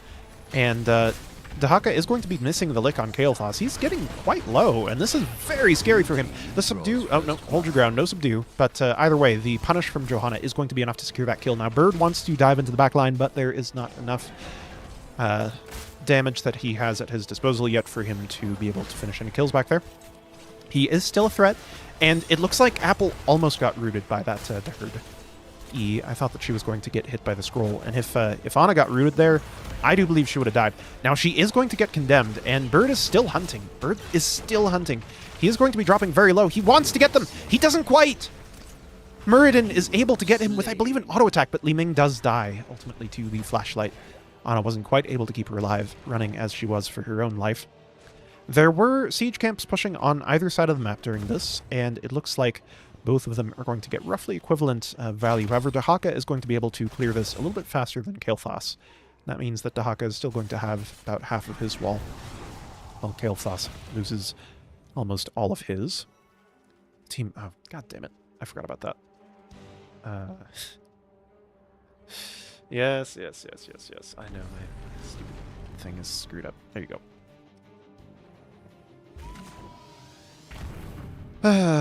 One of these days, I will figure out how to do the overlay properly. If Bird can pull through for his team here, then by game 4, surely I will figure out how to do the overlay properly. And speaking of Bird pulling through, he does want to get this Asmodan. Very nice little wormhole into the Vorpal by him there to break the target lock of the Asmodan E. Bird is also going to blink away from the Muradin Stormbolt shortly before it likely would have stunned him. There was no follow-up damage in range, but still better safe than sorry, as far as Bird's concerned. And that is going to be a 5v4, possibly, heading into this objective. Dahaka does not necessarily have to dig here. And, he is going to choose to commit to dig. Perhaps a little bit early. He could have grabbed that last top wave there before digging in. That is going to be a Pyroblast. Can Li Ming survive this? Oh, barely, but Ana's going to take a lot of damage as that Pyroblast goes through. And Muradin is getting so low. Beautiful sleep by Deckard into a beautiful leap by Sonya. Zeratul, meanwhile, is tearing Asmodan a new one. Zeratul is just absolutely uncontested, while the rest of Asmodan's team is stuck on the far side of Narnia from him, which is very unfortunate for him. You hate to be in that scenario as an Asmodan player, and especially into a Zeratul. And I do wonder if the enemy team was aware that Bird plays Zeratul and it slipped their minds, or if this is something that they have never seen before. Because for sure, Zeratul is very scary into this draft. Again, he could... Whoa! That was a little bit spooky there, what just happened. Zeratul could definitely die here. Yeah, like that. But Li Ming is going quite deep for that. Li Ming with the Nano Boost buff and Ether Walker is generally going to be able to get out of most scenarios alive. But anyways, if Cats on My Keyboard does not play this extremely cleanly, then Zeratul definitely has the potential to run away with this game. Dahaka going back to his familiar haunts on top lane. He's dragging the Clove minion out of the wave. Dahaka said, I don't like this minion in particular. I want just to kill this one minion and no other ones. Which, you know, who can blame him? Who can blame him? For all we know, that minion may have insulted his mother. Dahaka does have dig up already again. And that is rather faster than I honestly expected from him. That was a beautiful living bomb from Kael'thas, but it was a bit of a mishmash from the side of Cats on My Keyboard there in that choke point. Now Ana's very far forward, and that leap is absolutely going to get her. I don't even think we need Pyro. She almost dies before the Pyroblast hits her. And Muradin equally almost dropping as low. Zeratul wants to go for him. He's searching, he does not quite have the capacity to kill him. However, Dahaka is kind of in the shit down here. And Li Ming may be as well. She does not have a nano boost to save her this time. Zeratul is going in. He still has Vorpal for her, but he has run out of blinks, unfortunately. And Li Ming has one more. Zeratul can go under this fort, and he has the Deckard potions to help him out here, because the fort is turned off right now. So, in any scenario, yeah, like that, and he may be able to get her. It's going to be very close. Oh, he barely gets her. And does he get away with it? Does he get away with it? Save him! Save my boy! No! He doesn't quite get the potion. I think Johanna actually both body blocked him from the potion and yoinked it away from him before he could get to it. Very tragic. But that is going to be the Li Ming going down for the side of Cats on My Keyboard. And she is leading the charge in hero damage. You can have Asmodan stack checkup. Beep, beep, beep, beep, beep, beep, beep. Asmodan stacks are at 198 right now. Beep, beep, beep, beep, beep, beep. And that is a little bit behind where he was last game, I think. I believe he finished his level 1 right around level 12 or 13. But he is still stacking at a reasonably fast rate. He still has all of his keeps, and there is a fairly good chance that he will get to that 400 stack mark before the end of the game. I believe he did also go for the 400 stack level 20. I think it's called Pride. And he did hit it as well. That is a beautiful leap from the Sonya into a Blessed Shield, and the Pyroblast does not even have time to channel. Now, Bird is in a lot of shit, though. The Li Ming is absolutely terrifying with the Nano Boost, and Ana did manage to get the Nano Boost off before she went down. And Li Ming is just going to clean up. She's absolutely going to clean up. Arguably, Zeratul should maybe have gone with the Spell Shield here into the Li Ming. Blue team dominated. Thank you, Ravenlord. Thank you, sir. But the Nano Boost on the Li Ming is just terrifying in these fights. And that looked like it was going to be an absolute slaughter for Cosmos there, but it turned out to be that they were the ones getting slaughtered. The slaughterees rather than the slaughterers. At any rate, that is going to be a free boss going over to the side of Cats on my keyboard. Uncontested by dint of the fact that the enemy team was in their base. Just coming out of the graveyard. Asmodean trying to dunk on Zeratul, and Zeratul's actually taking a lot of damage from this camp. He's going to blink over to his fountain to get a quick top off, but he is going to be able to clear up this wave after it does get a little bit of damage on his fort, along with the Asmodean ball taking that fort down a bit further. Now, Cosmos is going to be hitting level 16 right as the tribute spawns, but unfortunately they're not really in a position around the map to contest it at all. And it looks like we're going to have a full 5-man collapse on top lane. Deckard is out very far, and this could be very scary for him. It's a very nice combo by the Johanna, though, and a very good sleep from the Deckard to save them. And Li Ming is running with her tail between her legs, even as that Nano Boost is still ticking from that Pyroblast. She did take the Diamond Skin, which means that she's not quite as close to death as she would be otherwise, but that was a fantastic gravity lapse from the Kael'thas as well into that burned flesh damage on both of the front line of the enemy team. And that is a decisive team fight win on the side of Cosmos. My apologies that I keep forgetting the team names, and then I have to take a second and remember them. But yeah, that was a little bit of an overcook on the side of Cats on my keyboard. They did not quite respect that Johanna enough. And in their bloodlust to kill the Deckard, they ended up paying for it. And you know, that's classically something that that Deckard is surprisingly good at, is baiting enemy teams into diving him and somehow living to tell the tale. And indeed, he did manage that there. Now, he didn't go for the Bonk 16, which I would love to see against the Deckard. I think that going for, what's it called? Herodric Staff or something? I don't remember. Staff of the Herodrin? I don't know. But going for the stun talent on level 16, I think would be very nice into the Mirrodin here.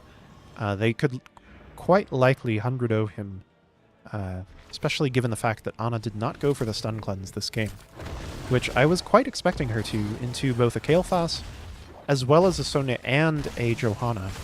And a Deckard with sleep as well. In case you're not aware, all sleeps in the game are considered by the game to be stuns for purposes of talents such as Ana's level 13, or Tychus's level 7, or Karazim's level 13. 7? 13? I think it's a 13 talent. I don't know. But at any rate, Ana could be cleansing that Stay a While and Listen with her level 13 talent, and unfortunately she has locked herself out of the opportunity to be doing that this game. In point of fact, every hero on the blue team, apart from Zeratul, does have a stun that Ana could be cleansing.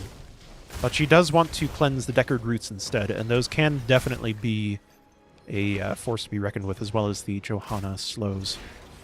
Now, Bird is going very deep towards the Ana. Ana does have Nano Boost. She hasn't given it out yet. And that is going to actually be the Mirrodin going down before anything else happens.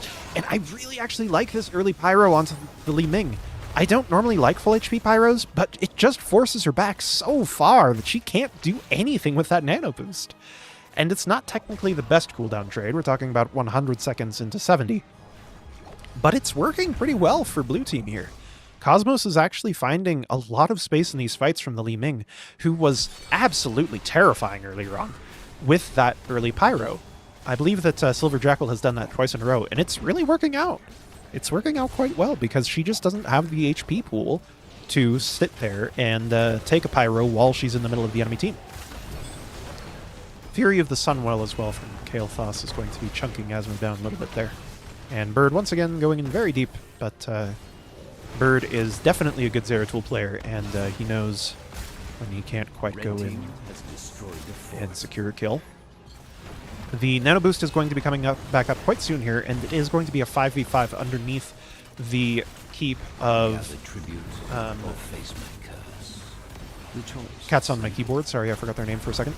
That is a very nice leap from the side of Deckard. Unfortunately, the minions do wake up the Li Ming while she's still sleeping, and that is going to be a Blessed Shield missed from Johanna. The leap comes in, and it's very nice.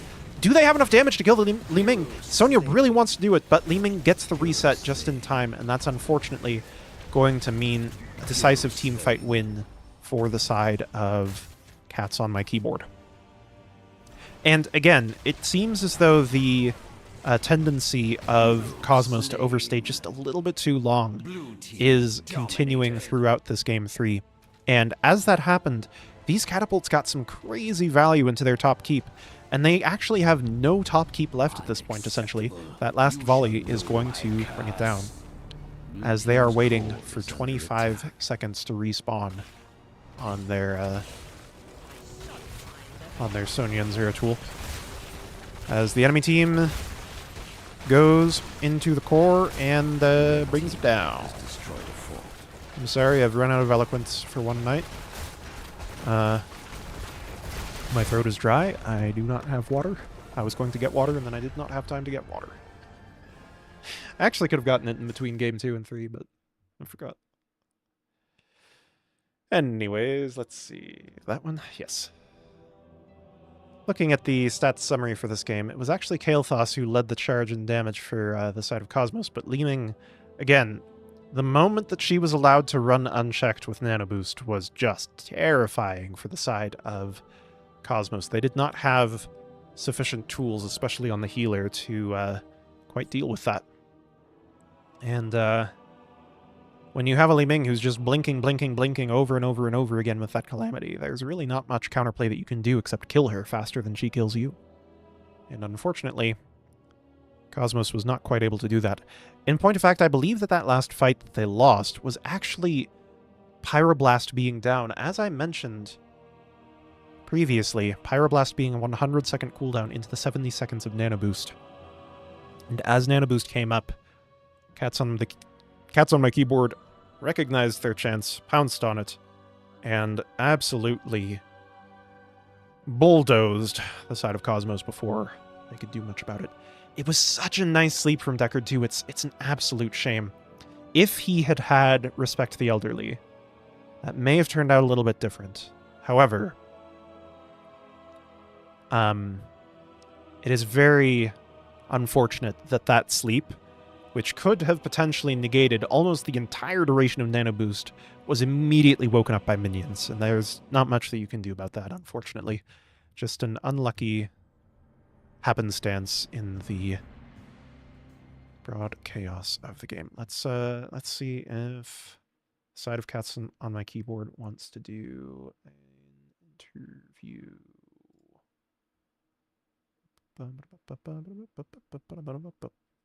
I don't have... Oh, also I should do this. There we go. So that the score is updated correctly. Oh, I have already been joined by 2 members of Cats on my keyboard before I could even go hunting for them. How are you doing today? Hey. Doing Good. well, doing well. Thanks for casting. Yes, this was so last minute. I was so unprepared. Everything is Thanks messed up. so much. But we pulled through in the end. So I am very unfamiliar with your guys' division this season. I did not have time to do any research on either of your teams. I know Bird, and that is it. So what was your season looking like between you guys, each of the teams heading into this series? Well, both of us did really well during the season. I think we tied in points and they beat us on a tiebreaker to get first seed. But yeah, Cosmos dominated us the first time we played them, and then we had a domination against them the second time we played them.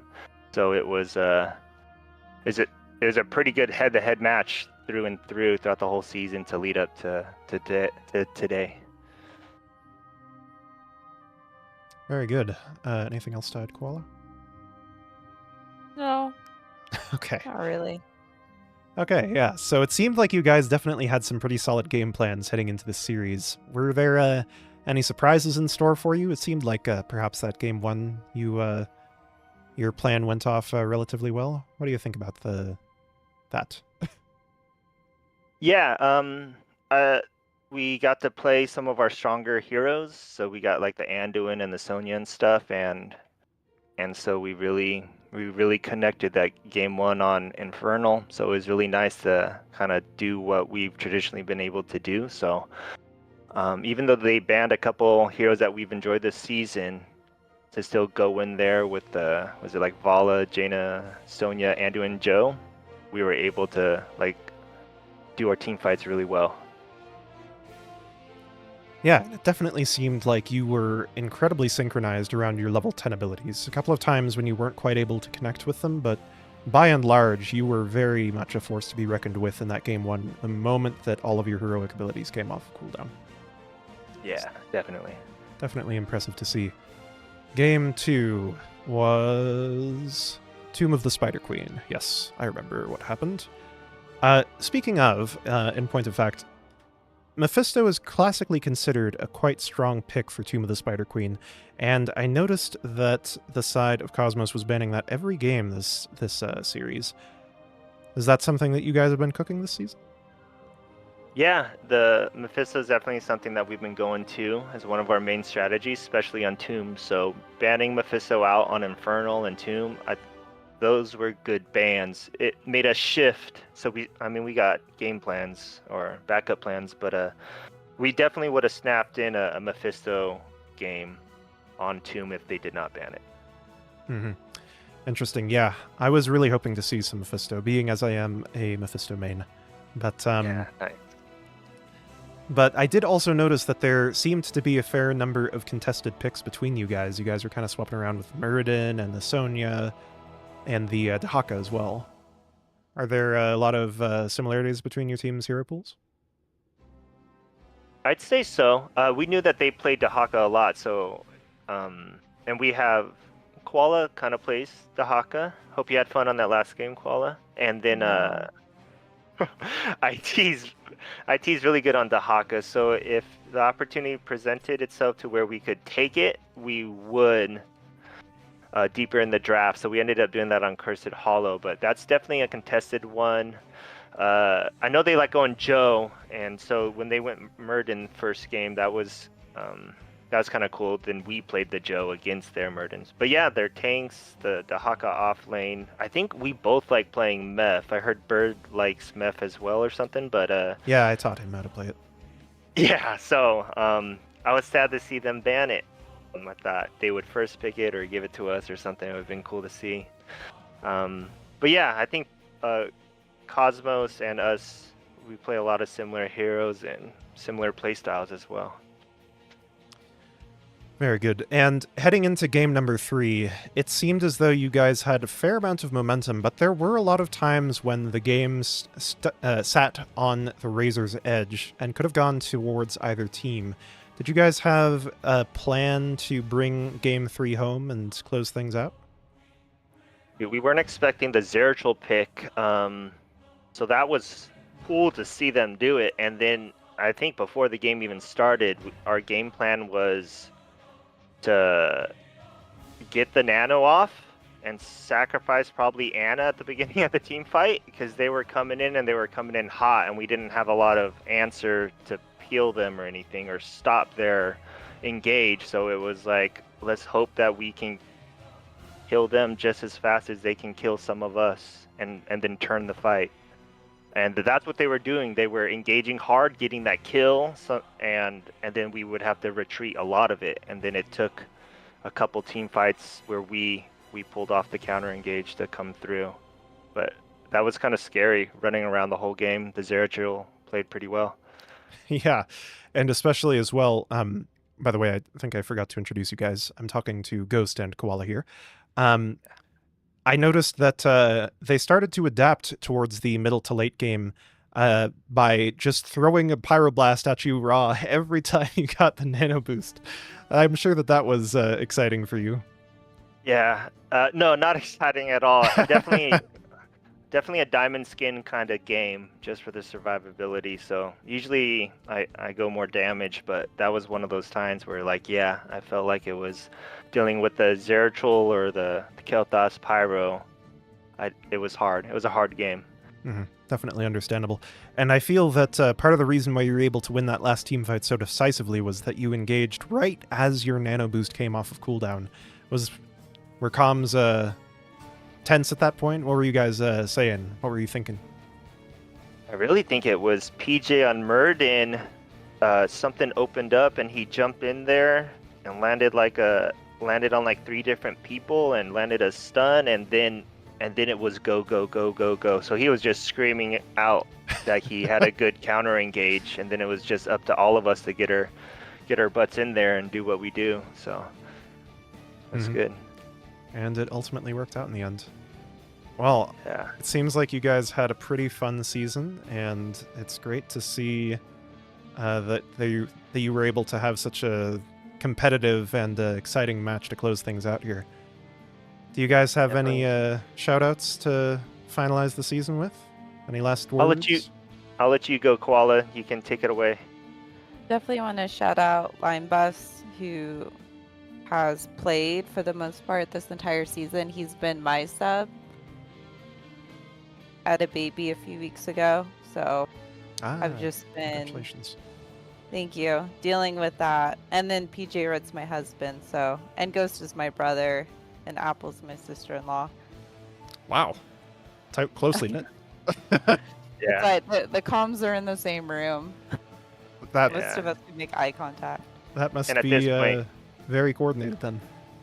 Yeah, and at this point, IT Cowboy and Lime are basically adopted family. So yeah, very nice, very nice. But yeah, definitely shout out to Lime for letting me relax while I was 8 and 9 months pregnant, and I didn't have to deal with HOTS for the most part. He couldn't play tonight, so I played. We didn't just kick him out for the championship game. He would have played. Shout out to IT's Asmodon. He's very proud that he kept up his 100% win rate on that. Yes, he was stacking quite impressively. Yeah. And then thank you for casting so last minute. Yes. We didn't think we'd get a caster. Bird knew I'm the guy. Awesome. Yeah, really appreciate it. It's always nice when we're able to have friends and family watch. And then my brain's pretty fried because I have a newborn. So that's kind of all I have. Perfect. Any closing statements? just thank you, and that's it. Cool. Sounds good. I will see you guys around. Oh, have a good one. Peace. Good night. Bye. Night. And that brings this best of 5 to a close. Sorry for all the hiccups involved in getting this damn stream running. I'm incredibly relieved that my stupid overlay didn't break. I think I just changed it back to the default. Or my replay interface, rather. Or observer, yeah. Because I think all 3 of these are broken. So... Because I seem to recall the last time I casted, that was totally messed up. I'm just relieved that didn't break too. And my hotkeys also work. I still have a sticky note from like, I don't know, 5 or 6 or 7. No, couldn't be 7. 5 years ago, I think. When I casted for the first time and set up all my hotkeys. Incredibly, my OBS still maintains a semblance of functionality, even after, it's actually 10 seasons old. I didn't even realize. The name of this damn scene for OBS is NGS Casting Season 10. So, that should give you an idea of how ossified my setup is. But fortunately, we were able to pull through and get it working. At any rate, thank you everybody for tuning in. And wish that I had a game that my team was participating in for you to go watch. But we got knocked out. It's very tragic. But not after giving them a bloody nose. At any rate, this, I believe, is going to be one of the final matches of this NGS season. When I looked at the calendar, it seemed like there weren't that many more on the docket. So, I hope you guys have enjoyed this season of the Nexus Gaming Series, and I will see you soon. Well, semi-soon, for the next one. Till then.